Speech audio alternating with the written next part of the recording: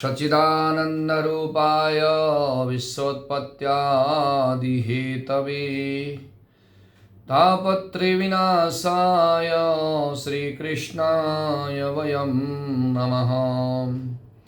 माघ मास महात्म का 18वां अध्याय, बहुत ही पावन कथा। उसके बाद वशिष्ठ जी बोले, मैंने दत्तात्रेय जी का कहा हुआ माघ महात्म कहकर आपको सुनाया। अब मैं माघ महीने के स्नान से उत्पन्न होने वाले फल के बारे में, जो यज्ञों में उत्पन्न सब दानों का फल देने वाला और सब व्रत एवं तप के समान है, उसके बारे में कहता हूँ। हे राजन, माघ स्नान से मनुष्य जो है पवित्र होकर के दोनों मातृ और पितृ कुल को जो है तार देता है। दोनों कुल के पितर जो है उत्तम विमान में बैठकर स्वर्ग में ही चले जाते हैं। जो माघ महीने में नदी में सूर्योदय काल के समय में स्नान करता है, वो पिता तथा माता के दोनों कुल के जो है पितरों का उद्धार कर देता है।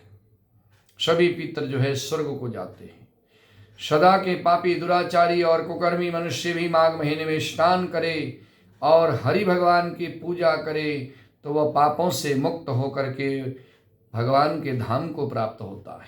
पाखंडी मनुष्य भी प्रयागराज में स्नान कर ले, 3 दिन स्नान करे। 3 दिन माघ महीने में स्नान करने से वे जो है, जो सज्जनों को गति मिलती है, वो गति प्राप्त कर लेता है। संसार में पुण्य तीर्थों में माघ महीने का स्नान करने से मनुष्य को जो है उत्तम गति मिलती है। इसमें मनुष्य ब्रह्मवेत्ताओं की दशा को प्राप्त होता है। बड़े बड़े ऋषि मुनि जो तप के प्रभाव से पुण्य प्राप्त करते हैं, वही पुण्य जो है माघ महीने में संगम में 3 दिन स्नान करने से मिलता है। इसमें कोई संदेह नहीं है। हे राजन, माघ महीने में तप, दान, जप और हरि भगवान की पूजा, ये सभी किए हुए कर्मों का पुण्य दिनों दिन बढ़ता है, अक्षय होता है, कभी नष्ट नहीं होता। और इस तरह से माघ महीने में स्नान करने वाला, अन्नदान करने वाला मनुष्य स्वर्ग में जाकर के अमृत पान करता है। स्वर्ण दान करने वाला इंद्र के पास पहुंचता है। दीपक, अग्नि और वस्त्र दान करने वाला मनुष्य स्वर्ग के लोक में, सूर्य लोक में जाकर के वास करता है।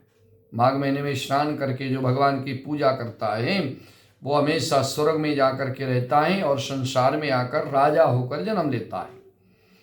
और इस तरह से जो मनुष्य माघ महीने में भगवान की पूजा करता है, जाकर के प्रयागराज में स्नान करता है, वे जो है धनाढ्य कुल में आकर के जन्म लेता है। और इस तरह से शरीर, वाणी और मन से किए जाने वाले नाना प्रकार के पाप जो है इससे नष्ट हो जाते हैं माघ महीने में तीर्थ पर जाकर स्नान करने से। गंधर्व की कन्या पुराने समय में राजा के श्राप से पाप के फल को भोगती हुई लोमस ऋषि के वचन से माघ महीने में स्नान करके पापों से छूट गई थी। राजा दिलीप ने यह सुन करके गुरु जी के चरणों में प्रणाम करके बड़ी श्रद्धा से अपने पुरोहित से पूछा कि हे भगवान, कन्याओं को कहाँ से श्राप मिला, वे कन्याएं किसकी थीं और उनके क्या हुआ था, किस तरह से वे जो है पाप मुक्त हुई। लोमस ऋषि के वाक्य से पिशाची साप से मुक्त हुई। उन्होंने माघ महीने में कहाँ स्नान किया और कितनी संख्या में थीं। वशिष्ठ जी ने कहा कि हे राजन, इस धर्मपूर्ण और संतान को देने वाले इस कथा को सुनो। ये कथा जो है बहुत ही पावन है। एक जो है सुख संगीत नाम के गंधर्व की कन्या विमोहिनी थी, जिसका नाम था विमोहिनी। वे जो है सुशील थी और सुशील की कन्या सुशीला, सुरवेदी की कन्या सुरस्वरा, चंद्रकांता की कन्या सुतारा तथा सुप्रभ की कन्या चंद्रिका थी। हे राजन, ये सुंदर नाम की कन्याएं, अप्सराएं, वे 5 कन्याएं नित्य जो है भोग करने वाली स्त्रियों के समान सदैव शोभायमान रहा करती थीं। और इस तरह से चंद्रमा के समान स्वच्छ अमृत रस युक्त माता पिता की लाडली ये कन्याएं कुबेर के स्थान में जाकर विचरा करती थी, घुमा करती थी। कौतुक से एक बार पांचों मिलकर माघ महीने में एक जंगल में से दूसरे जंगल में मंदार के फूल तोड़ने के लिए गई और गौरी की पूजा करने के लिए सुंदर जल वाले सरोवर के पास गई। कमल को लेकर के स्फटिक युक्त सरोवर में स्नान करके मौन धारण किए हुए उस स्थान की सुनहरी रेत में उन्होंने जो है उमा की मूर्ति बनाई और चंदन कपूर कुमकुम आदि सुंदर कमल के फूलों से जो है उनकी पूजा करके फिर वहीं पर जो है नृत्य करने लगी। जब ये कन्याएं रसीले सुर में गा रही थी, नाचने में लीन थी, उसी समय उत्तम तीर्थ अच्छोद में वेद निधि मुनि के पुत्र अग्निप ऋषि स्नान करने के लिए आए। वहाँ युवा ऋषि रूप में सुंदर मुख, कमल के समान जिनके नेत्र, विशाल भुजाओं वाला, श्याम शोभा का शिखा सहित ब्रह्मचारी दंड लिए हुए कामदेव के समान शोभायमान, मृग चर्म ओढ़े सुंदर एक उपवीत पहन करके कमल के समान खिला हुआ, जिसका चेहरा कमर में स्वर्ण की सजी मुंज की करधनी पहनी हुई, वे जो है वहां पर आए। अब उन ब्राह्मण को वहां सरोवर के तट पर देख करके वे कन्याएं बड़ी खुश हुई और आपस में कहने लगी कि यह हमारे नेत्रों का कौन सा औषधि है। नित्य गान त्याग करके वे सब इसको देख करके काम से उत्तेजित होने लगी। ये पांचों मोहित कन्याएं देखो देखो ऐसा कहकर उस उत्तम ब्राह्मण युवा से चित्त में काम क्रीड़ा उत्पन्न करने लगी और कामदेव है या अश्विनी कुमार है या और कोई गंधर्व है, इस तरह से कहने लगी। ये क्या किन्नर है या सिद्ध नर है, ये कौन है, इस तरह से वो एक दूसरे से कहने लगी। ये कोई भी हो, ब्रह्मा ने इसको हमारे लिए ही बनाया है। गौरी हम कुमारियों के लिए ही इसे यहाँ लाई हैं। हे नृप्रवर, पांचों कन्याएं आपस में कह रही थी कि ये तुमसे बरा गया तथा मुझसे बरा गया, जैसे तुमसे बरा गया वैसे मुझसे बरा गया। वहाँ पर इसके वचनों को सुनकर मध्याह्न की विधि करके उस ब्रह्मचारी ने मन में सोचा कि यहाँ तो बड़ी बाधा हुई।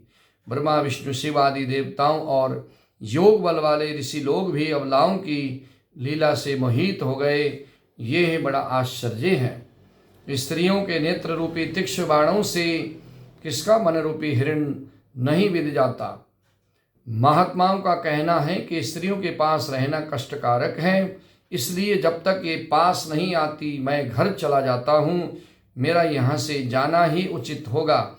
इस तरह से वे जो है जब तक ये वीरांगना मेरे समीप नहीं आती मैं पहले ही निकल जाता हूँ। इस तरह से विप्र वे वैष्णव वे वहाँ से अंतर्ध्यान हो गए। राजन, जब वो ऋषि पुत्र के चले गए, वहाँ से जाने के पश्चात कन्याएं जो है आतुर होकर के इधर से उधर दसों दिशाओं में देखने लगी। कोई जादूगर या मायावी था क्या, देखते ही देखते कहाँ विलीन हो गया। इस तरह से फिर वह विरह में इधर से उधर भटकने लगी। हे कांत, जादूगर मायावी, माया छोड़कर दर्शन दो, कहाँ हो। क्या ब्रह्मा ने तुम्हें जो है कहाँ लुका दिया, कहाँ छुपा दिया। कष्ट देने के लिए क्या तुम्हारी रचना की थी, यहाँ क्यों आए थे।